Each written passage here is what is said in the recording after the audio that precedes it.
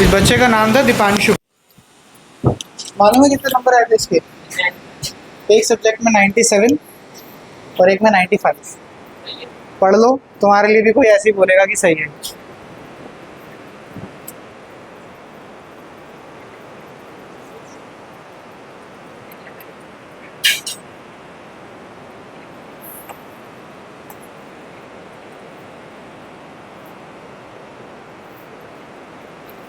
देखिए,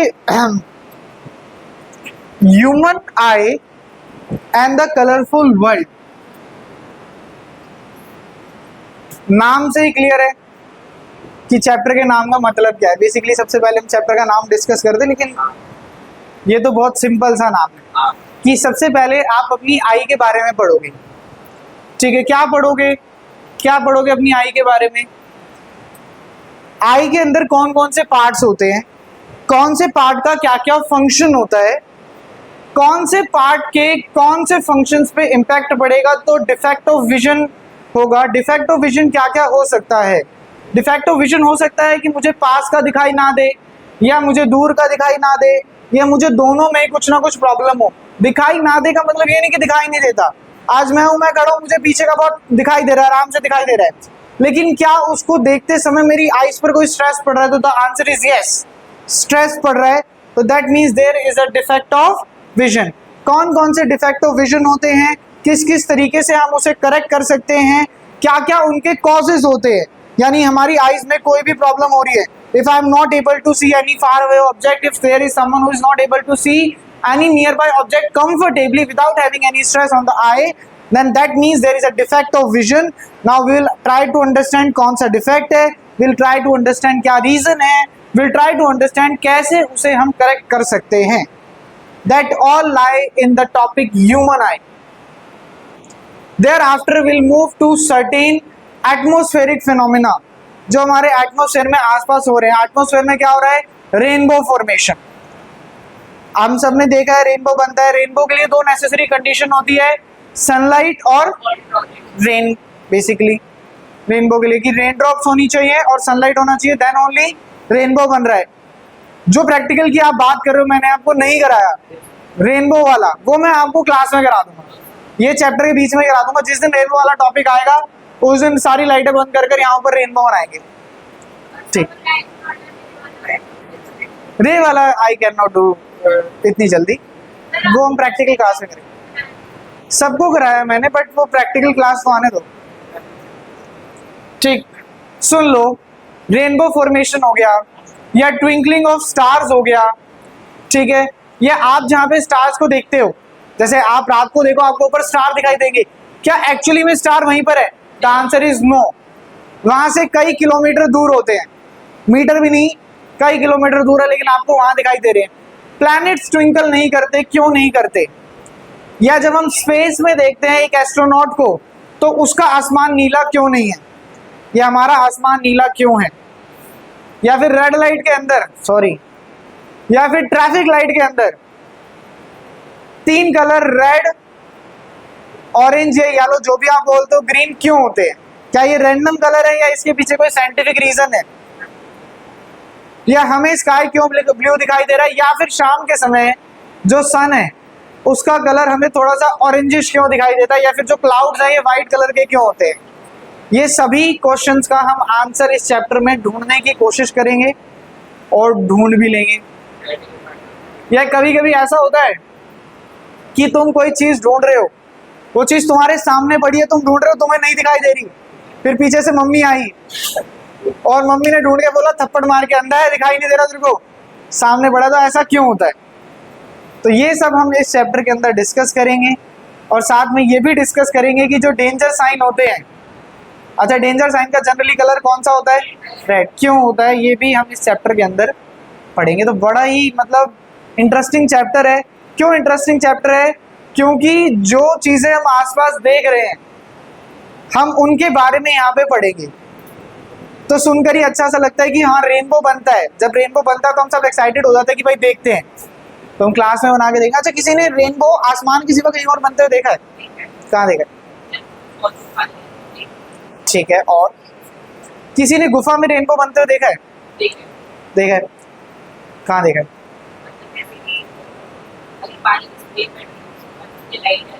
एग्जैक्टली कुछ जगह होती हैं। Hello hello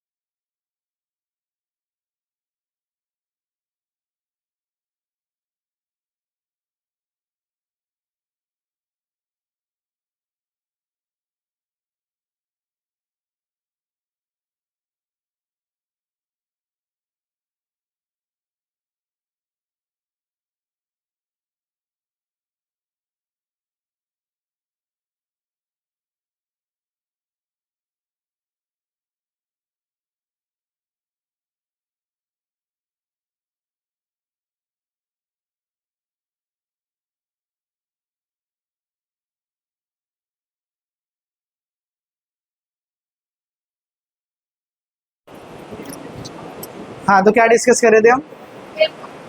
rainbow. तो मतलब ये चीज़ें हम रियल लाइफ में देखते हैं, हम काफ़ी इंटरेस्टेड रहते हैं, तो काफ़ी अच्छा चैप्टर है। काफ़ी कुछ आपको नया सीखने को मिलेगा, कुछ ऐसा सीखने को मिलेगा जो आपकी रियल लाइफ से रिलेटेड है। जैसे क्लास में कुछ बच्चों के चश्मे लगे हुए हैं, राइट? तो अगर मैं इनसे पूछूंगा इनके जो चश्मे है उसकी पावर कितनी है, तो हमने लास्ट टाइम डिस्कस किया था कि इनकी पावर का जो इनके जो स्पेक्स है, इनके चश्मे की पावर पॉजिटिव थी। अब पॉजिटिव क्यों है? ठीक है, ये पॉजिटिव है तो इनको कौन सी बीमारी है? बीमारी नहीं, इनकी आंखों में कौन सा डिफेक्ट है, और मायोपिया है, हाइपरमेट्रोपिया है, और सबकी पॉजिटिव क्यों है, या करेक्ट करने के लिए कौन सा लेंस यूज किया गया, ये सब हम पढ़ेंगे।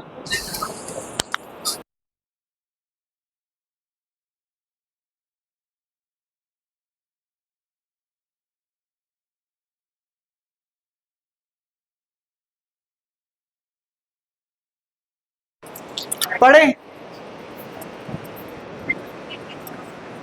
चलो जरा, रे बस बातें नहीं करो।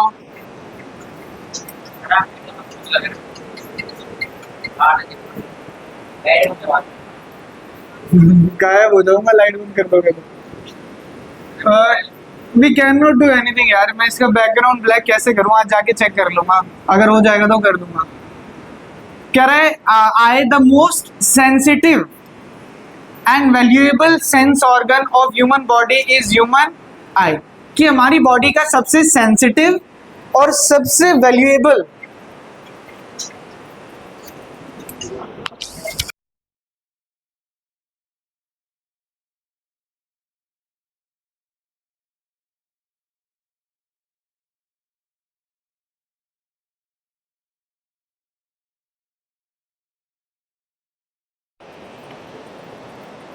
सबसे सेंसिटिव और सबसे वैल्यूएबल सेंस ऑर्गन क्या है? ह्यूमन आई। अच्छा, इसके कुछ कंपोनेंट्स हैं।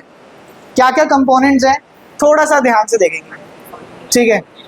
अरे रुक जाओ, शांति रखो ना, मैं बताऊंगा तब देखना ना, तुम तो पहले से भाग रहे हो। सबसे पहले आप देखो कॉर्निया। कॉर्निया क्या है? कॉर्निया एक थिन मेम्ब्रेन है जो हमारी आई को कवर करके रखती है। कॉर्निया क्या है? एक थिन मेम्ब्रेन है जो हमारी आई को कवर करके रखती है। The white portion is known as cornea. Cornea के बाद नेक्स्ट आप चलो आइरिस पे। किस पे चलो? आइरिस पे। आइरिस क्या है? सबकी आई के अंदर एक सेंट्रल गोल पोर्शन है? किसी की ब्लैक कलर का होता है, मेरा थोड़ा सा ब्राउन कलर का है, ठीक? That brown colour round circular part is known as iris. इस आइरिस के सेंटर पे, मानो ये आइरिस है, आप ध्यान से देखोगे ना किसी की आइस को, तो ऐसे काफी सारे गोल गोल होंगे, बीच में भी दिखेंगे आपको। तो जो सेंटर है ये सबका ब्लैक होता है, चाहे आइस का कलर जो भी हो, सेंटर कैसा होता है? ब्लैक होता है। ये सेंटर जो है, this is known as pupil. इसे क्या कहा जाता है? प्यूपिल। ये जो प्यूपिल है, यहां से बेसिकली लाइट हमारी आइस के अंदर एंटर करती है। आपने काफी बार ऑब्जर्व किया होगा, आप धूप से जब घर में पहुंचते हो तो अंधेरा अंधेरा लगता है, कुछ नहीं दिखाई देता, चाहे लाइट्स ऑन हो, थोड़ी देर बाद दिखने लगता है। क्यों? ये भी हम डिस्कस करेंगे। बिल्कुल, ये आइरिस की वजह से, ये प्यूपिल की वजह से होता है। अभी हम प्यूपिल पर आएंगे। फिर आप याद रखो एक्वस ह्यूमर। एक्वस ह्यूमर क्या है? रुको, एक्वस ह्यूमर पे पहुंचने से पहले, एक्वस ह्यूमर पे पहुंचने से पहले आप देखो इस लेंस को, इस लेंस को। हम सबकी आई के अंदर एक लेंस होता है which is a convex lens. कौन सा लेंस होता है? Convex lens. इस लेंस को क्या कहा जाता है? Crystalline lens. अब हो सकता है बाहर से कोई ऑब्जेक्ट आए और मेरी आई पर लगे, जैसे चश्मे पे अगर एक बॉल लग गई तो क्या होता है? चश्मा टूट जाता है, होता है काफी बार ऐसा। अगर यही बॉल आकर मेरी आई लेंस पर लग जाए तो क्या होगा? आई लेंस के टूटने के चांसेस रहेंगे, टूटेगा नहीं, टूटने के चांसेस रहेंगे। हम चाहते हैं इस पे ना प्रेशर कम पड़े, तो यहाँ पर एक लिक्विड भरा हुआ है, यहाँ पर एक लिक्विड भरा है, जिस लिक्विड को हम क्या कहते हैं? Aqueous humour. क्या कहते हैं? Aqueous humour. ये एक्वस ह्यूमर क्या करता है? It act as a shock absorber. It act as a shock absorber. ये क्या करता है? शॉक को एब्जॉर्ब कर लेता है। लिक्विड होगा, जैसे ही कुछ आकर लगा ये शॉक को क्या कर लेगा? एब्जॉर्ब कर लेगा और लेंस के ऊपर ज्यादा इंपैक्ट नहीं पड़ेगा। फिर आओ विट्रस ह्यूमर। ये भी पूरी खाली जगह है, ये भी पूरी क्या है? खाली जगह है। यहाँ पर एक लिक्विड भरा होता है जिसे क्या कहा जाता है? Vitreous humour. एक्वस ह्यूमर और विट्रस ह्यूमर के दो फंक्शंस है। पहला फंक्शन हमें क्लियर है, ये क्या करता है? It act as a shock absorber. It act as a shock absorber. अच्छा, बाहर एयर है, बाहर क्या है? एयर। अंदर लिक्विड है। एयर कैसा मीडियम है? रेयर। कैसा मीडियम है? रेयर। और लिक्विड कैसा मीडियम है? डेंसर। अगर एक रे ऑफ लाइट रेयर से डेंसर मीडियम में जाएगी तो कुछ ना कुछ रिफ्रैक्शन होगा या नहीं होगा? होगा। तो रिफ्रैक्शन करने में मदद करते हैं। यानी जब हम देख रहे हैं और इमेज जाकर हमारी आई के अंदर बन रही है, तो उस इमेज को बनाने में तीन अलग अलग पोर्शंस रोल प्ले कर रहे हैं। पहला पोर्शन है एक्वस ह्यूमर। क्या है? Aqueous humour. Again it is a liquid. As the ray moves from one medium to another medium, उसमें क्या होगी? डेविएशन होगी। Then comes the lens. Second क्या है? लेंस। अगेन लेंस में जाएगा रेयर टू डेंसर, दोबारा क्या होगा? रिफ्रैक्शन होगा। फिर क्या है? एक और लिक्विड। यानी तीन बार रिफ्रैक्शन होती है, तब जाकर जो रे है वो हमारी आईज के अंदर क्या करती है? इमेज बनाती है। ये सिर्फ मैं एक इंट्रोडक्शन दे रहा हूँ, वन बाय वन हम सबके बारे में बहुत डिटेल में पढ़ेंगे कैसे इमेज बनती है। फिर आया रेटिना। क्या आया? रेटिना। रेटिना क्या है? ये जो आई बॉल है, इसकी जो पीछे स्क्रीन है, इस स्क्रीन को क्या कहा जाता है? रेटिना। जो भी रेज आएंगी वो अगर कहाँ इंटरसेक्ट होती है? रेटिना पर, और तभी इमेज बनती है। अगर रेज रेटिना से पहले या रेटिना के बाद इंटरसेक्ट हो तो हमें दिखाई नहीं देगा, उसी को ही क्या कहा जाता है? Defect of vision. बचा ऑप्टिक नर्व। ऑप्टिक नर्व क्या करती है? ऑप्टिक नर्व इंफॉर्मेशन को, जो भी इमेज बनी है, इस इंफॉर्मेशन को कहां तक ले जाने का काम करती है?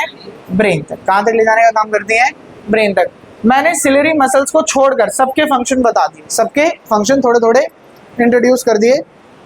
सिलेरी मसल सबसे लास्ट में बताओ। सबसे इंपॉर्टेंट सिलेरी मसल ही है, लेकिन वो सबसे लास्ट में डिस्कस करें। वन बाय वन इनके बारे में पढ़ें, थोड़ा सा बेटर क्लियर होगा। सबसे पहले cornea. A thin membrane covering the surface of eyeball through which light enters into the eye। एक ऐसी पतली सी मेम्ब्रेन जो पूरे आईबॉल को कवर करती है और लाइट इसी के थ्रू एंटर करती है। ऑब्वियस ही बात है, ये हमारी आई है और इसके ऊपर ऐसे कवरिंग हो रखी है, तो अगर लाइट को एंटर करना तो इस कवरिंग को क्रॉस करना पड़ेगा, नहीं करना पड़ेगा? बिल्कुल क्रॉस करना पड़ेगा। This is known as cornea.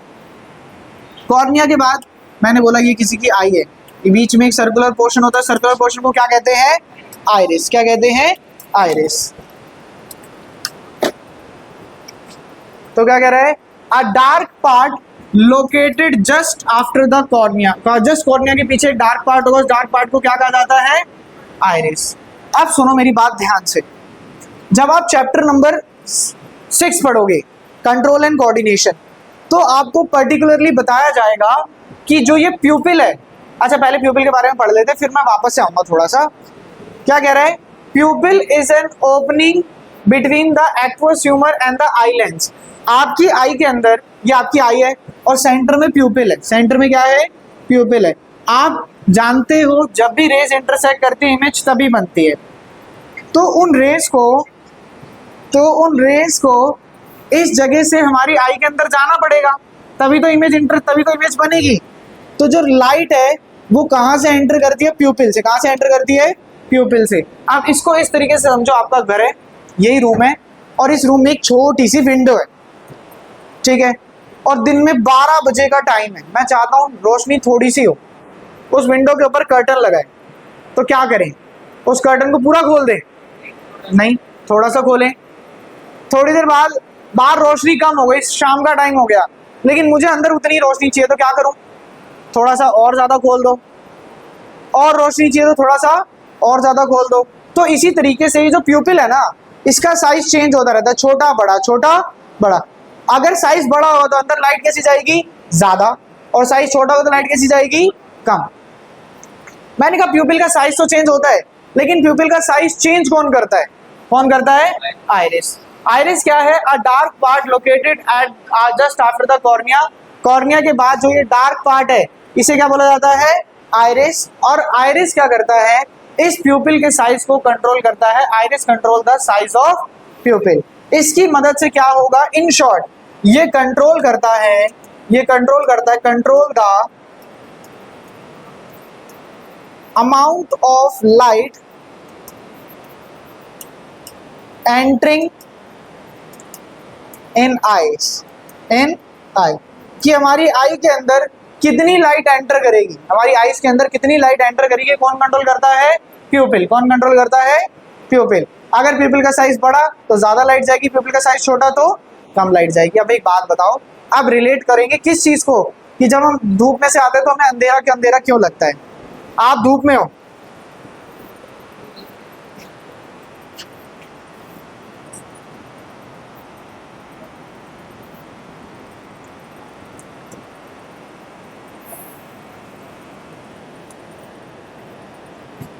ध्यान से समझेंगे।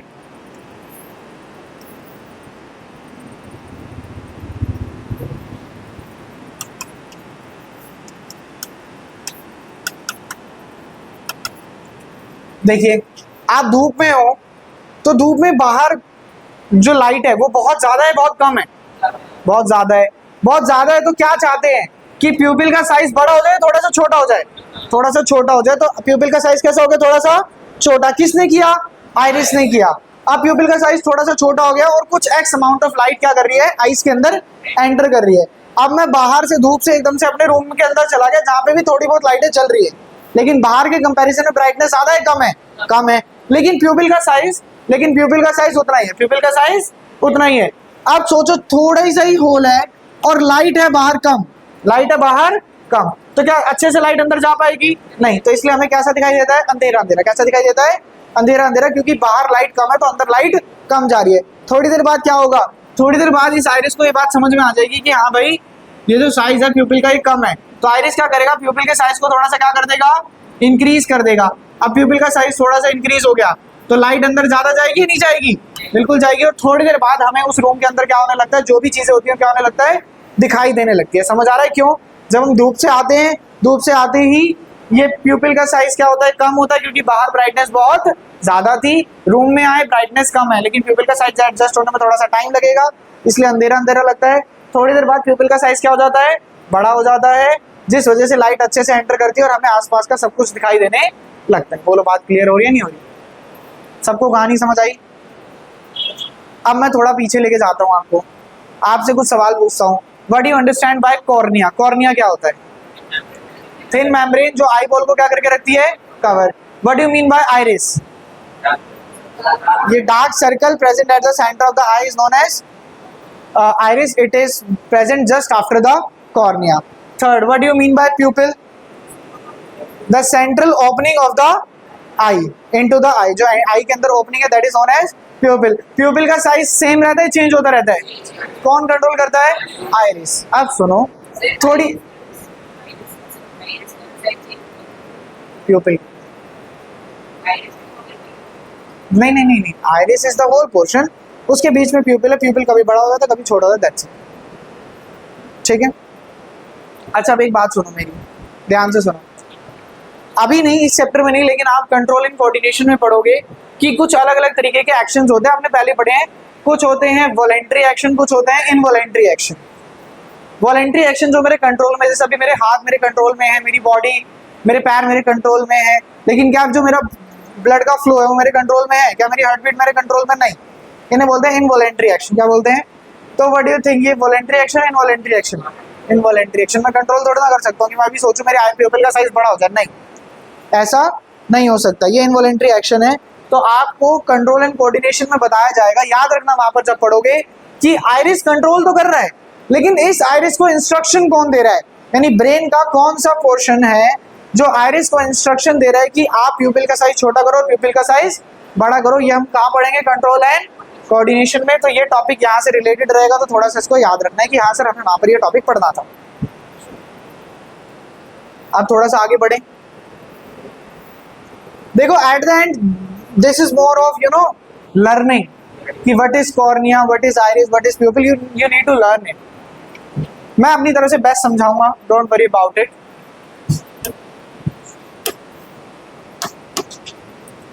कह रहा है, एक नोट पढ़ो जरा, कह रहा है ये उसके बारे में चल रहा है, किसकी बात चल रही है? प्यूपिल। कह रहा है रेगुलेट्स एंड कंट्रोल, रेगुलेट करता है और कंट्रोल करता है the amount of light entering into the eye. कैसे? By changing its size. कौन कंट्रोल करता है size? Iris. Okay, ciliary muscles को अभी छोड़ दो। लेंस पढ़ो, क्रिस्टलाइन लेंस। मैंने कहा लेंस है, क्या है? Lens. The eye lens is a transparent crystalline lens and double convex lens. कैसे लेंस है? Double convex lens. Double convex मतलब बाय कन्वेक्स, यानी ऐसा lens. It is made up of transparent and flexible tissue. Transparent तो होगा तभी तो light pass करेगी, फ्लेक्सिबल होगा। क्यों? किसी के पास एक पतली सी नोटबुक है, पतली सी नोटबुक,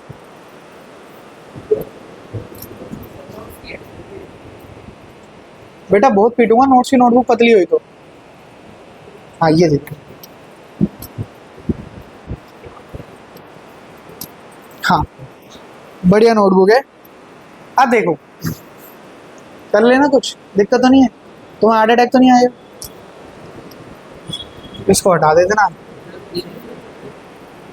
अब ध्यान से सुनना मेरी बात को, क्योंकि दो अलग अलग टॉपिक मैं आपको यहाँ पे समझाऊंगा। आपको पता है लेंस फॉर्मूला होता है 1/v प्लस 1/, तुम्हें तो पता ही नहीं है, बताओ क्या होता है लेंस फॉर्मूला?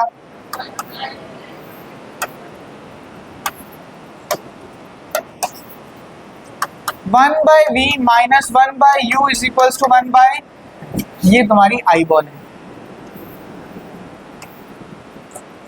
इमेज कहां बननी चाहिए? रेटिना पर। इमेज कहां बननी चाहिए? रेटिना पर। लेंस कहां पर है? यहां। लेंस से इमेज का डिस्टेंस क्या कहलाता है? v। क्या कहलाता है? v। तो v तो फिक्स है, v क्या है? फिक्स है, ठीक है। अब एक बार ऑब्जेक्ट को मैंने a पर रखा, एक बार ऑब्जेक्ट को मैंने b पर रखा, एक बार ऑब्जेक्ट को a पर रखा, एक बार ऑब्जेक्ट को b पर रखा। तो मैंने कहा एक बार अज्यूम करो कि जो ये लेंस है ना हमारी आईज के अंदर, जो हमारी आईज के अंदर लेंस है, ये फिक्स है। इसकी फोकल लेंथ क्या है? फिक्स। ये लेंस है तो इसकी फोकल लेंथ क्या है? फिक्स। अगर फोकल लेंथ फिक्स है, ध्यान से सुनना, अगर फोकल लेंथ फिक्स है और मैं ऑब्जेक्ट के डिस्टेंस को चेंज करूं, एक बार ऑब्जेक्ट को a पर रखूं, एक बार b पर रखूं, तो v सेम रहेगा या बदलता रहेगा? बदलता रहेगा। यानी कभी इमेज रेटिना से पहले बनेगी, कभी रेटिना पर बनेगी, कभी रेटिना के बाद बनेगी। क्या मैं ये चाहता हूं? नहीं। मुझे चाहिए कि 1/v minus 1/u is equals to 1/f में v जो है, ये जो वैल्यू है ना v की, ये मेरी वैल्यू कैसी रहे? फिक्स। कैसी रहे? फिक्स। तो अगर u चेंज होगा तो किसको चेंज होना पड़ेगा? f को। किसको चेंज होना पड़ेगा? f को। यानी u, जैसे ही मैं ऑब्जेक्ट के डिस्टेंस को बदलूं तो लेंस की ना फोकल लेंथ बदल जाए ताकि v क्या रहे? सेम। v क्या रहे? सेम। अब ये कैसे हो सकता है? लेंस की फोकल लेंथ कैसे बदल सकती है? तो ये रहा वो लेंस, ये रहा वो लेंस। क्या सबको ये कन्वेक्स लेंस लग रहा है? कन्वेक्स लेंस लग रहा है दोनों तरफ से, ठीक है। अब इसकी कुछ फोकल लेंथ होगी, फोकल लेंथ डिपेंड करती है कितना कर्व है, कितना कर्व है। अब मैं अगर इसका कर्व बढ़ा दूं तो फोकल लेंथ सेम रहेगी, बदल जाएगी? बदल जाएगी। डर गया वो, कह रहा है सर मेरी गई कॉपी। फोकल लेंथ बदल जाए फिर तो डबल मिटेगा। वीडियो मत दिखाइए कर जाके, ये डालूंगा ही नहीं। फोकल लेंथ क्या हो जाएगी? बदल जाएगी। फोकल लेंथ क्या हो जाएगी? बदल जाएगी। रिलैक्स कर दूं तो फोकल लेंथ फिर बदल गई, फिर बदल गई, फिर बदल गई। यानी जैसे ही ऑब्जेक्ट का डिस्टेंस बदलेगा, यानी एक बार मैं पास देख रहा हूं, एक बार मैं दूर देख रहा हूं। पास देखूंगा तो फोकल लेंथ अलग हो जाएगी, ऐसी हो जाएगी। दूर देखूंगा तो फोकल लेंथ अलग हो जाएगी। यानी जो मेरा लेंस है ना, इसकी फोकल लेंथ चेंज होती रहती है, इसकी फोकल लेंथ चेंज होती रहती है। तो इस लेंस को फ्लेक्सिबल होना पड़ेगा या रिजिड होना पड़ेगा? फ्लेक्सिबल। क्या होना पड़ेगा? फ्लेक्सिबल। तो पहली बात मुझे क्या समझ में आई कि जो मेरा लेंस है ना, वो कैसा है? फ्लेक्सिबल। कैसा है? फ्लेक्सिबल। दूसरी बात, तुमने देखा ही नहीं, इसकी फोकल लेंथ चेंज करने के लिए मुझे मेरे दो हाथों की जरूरत पड़ रही है नहीं पड़ रही? बिल्कुल, एक ऊपर एक नीचे। इन दो हाथों ने क्या कर रखा है? इनको इस तरीके से इसकी फोकल लेंथ को बार बार क्या कर रहे हैं? चेंज कर रहे हैं। यही काम हमारे लेंस में कौन करता है? Ciliary muscles. कौन करते हैं? Ciliary muscles. हम सबने पढ़ा है, जहां पर भी मूवमेंट हो रही है वो मूवमेंट कौन कंट्रोल करती है? मसल्स। कौन करता है? मसल्स। आई लेंस में जो मूवमेंट हो रही है, यानी कभी ये पतला सा हो जाता है, थिन हो जाता है, कभी ये थिक हो जाता है, थिन हो जाता है, कभी क्या हो जाता है? थिक। ये इसकी थिकनेस कौन कंट्रोल करती है? Ciliary muscle. जब हम पास देखते हैं तो फोकल लेंथ बदल जाती है, जब दूर देखते हैं तो फोकल लेंथ बदल जाती है। अब आओ एक बार फटाफट से ना एक टॉपिक को, इस टॉपिक को हम इसको फिर ऊपर सिलेरी मसल्स को खत्म करने की कोशिश करते हैं। क्या कह रहा है? कह रहा है मेड ऑफ, अभी हम लेंस के बारे में पढ़ रहे हैं, क्या कह रहा है? Made of transparent and flexible tissue. एक तो ट्रांसपेरेंट होता है और दूसरा कैसा होता है? फ्लेक्सिबल, ताकि फोकल लेंथ क्या हो सके? चेंज हो सके। क्या कह रहा है? Focuses the light coming from the object. Object से जो लाइट आ रही है उसको फोकस करता है कहां पर? रेटिना पर। कहां पर फोकस करता है? ये अगर अड़ जाए अपनी जगह पर कि मैं नहीं बदलूंगा, तो इमेज रेटिना पर हर बार नहीं बनेगी। या तो आप पास का ऑब्जेक्ट देख पाओगे या आप दूर का ऑब्जेक्ट देख पाओगे। अच्छा, अब अगर ये अपने आप को एडजस्ट कर रहा है, अगर ये अपने आप को एडजस्ट कर रहा है, तो उसको एडजस्ट करने में सबसे बड़ा रोल किसका है? Ciliary muscles. Come back to the diagram. मैंने आपको कहा था, मैंने सिलेरी मसल्स का नहीं बताया। अब देखो जरा, सिलेरी मसल्स, मसल्स प्लूरल, एक नहीं है, कितनी है? दो। मतलब दो मतलब मल्टीपल, एक ऊपर भी होगी और नीचे भी होगी। ये क्या करेगी? लेंस की थिकनेस को क्या करती रहेगी? कंट्रोल करती रहेगी। क्या वो पढ़ते हैं इसके बारे में? Ciliary muscles controls the focal length of the eye lens. Eye lens की फोकल लेंथ को क्या करती है? कंट्रोल करती है in the right position. Right position समझ में आ रहा है कि जिधर होना चाहिए वहीं पर, जिधर होना चाहिए वहीं पर। पास का देख रहे हैं तो ऐसे कर देगी, दूर का देख रहे हैं तो रिलैक्स कर देगी। पढ़ो जरा। अब ये बातें ना, ये जो नोट है ये बड़ा ही बेहतरीन, बड़ा ही शानदार नोट है। इसको बहुत बहुत बहुत ध्यान से समझेंगे, बहुत ध्यान से। क्या कह रहा है? अच्छा मुझे एक बात बताओ, मुझे एक बात बताओ,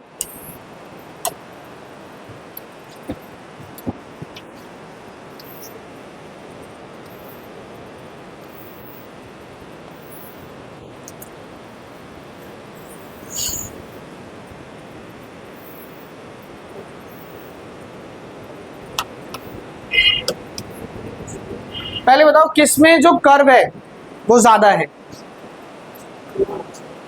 नीचे वाले में ज्यादा है, ऊपर वाले में कम। मैं ये जानना चाहता हूं कि इन दोनों में से किसकी फोकल लेंथ ज्यादा होने वाली है? किसकी? आओ जो, आ जाओ। जो ये है, इसमें कर्वेचर कम है, ये कम टेढ़ा है, तो इसका जो स्फीयर बनेगा वो बड़ा बनेगा, छोटा बनेगा? बड़ा। और इसका स्फीयर कैसा बनेगा? छोटा। कैसा बनेगा? छोटा। तो अगर इसमें कर्वेचर कम है यानी थिकनेस कम है, थिकनेस कम है, तो फोकल लेंथ ज्यादा होगी। भाई ध्यान से सुनो, ध्यान से सुनो मेरी बात को। लेस थिकनेस मोर फोकल लेंथ, लेस थिकनेस मोर फोकल लेंथ। कि अगर थिकनेस कम तो फोकल लेंथ ज्यादा, और थिकनेस ज्यादा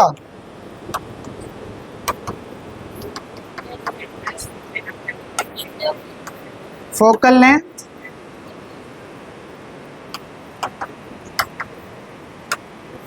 पहली बात। दूसरी बात, दो सिचुएशन होती है, एक बार एक मसल सेल रिलैक्स होता है, एक बार वो कॉन्ट्रैक्ट होता है, एक बार रिलैक्स होता है, एक बार कॉन्ट्रैक्ट होता है। आपको क्या लग रहा है? ये ए स्टेट है, कौन सी स्टेट है? ए। और ये बी स्टेट है। ए स्टेट में मेरे हैंड रिलैक्स में, बी में रिलैक्स में? बी में रिलैक्स है, ए में रिलैक्स है और बी में कॉन्ट्रैक्ट, रिलैक्स कॉन्ट्रैक्ट। अब ना कहानी को हम समझेंगे और इसे समराइज करने की कोशिश करेंगे बड़े ध्यान से। Due to the relaxation, due to the relaxation, a scenario में ये बी है, ये ए है, ये बी है, ये ए है।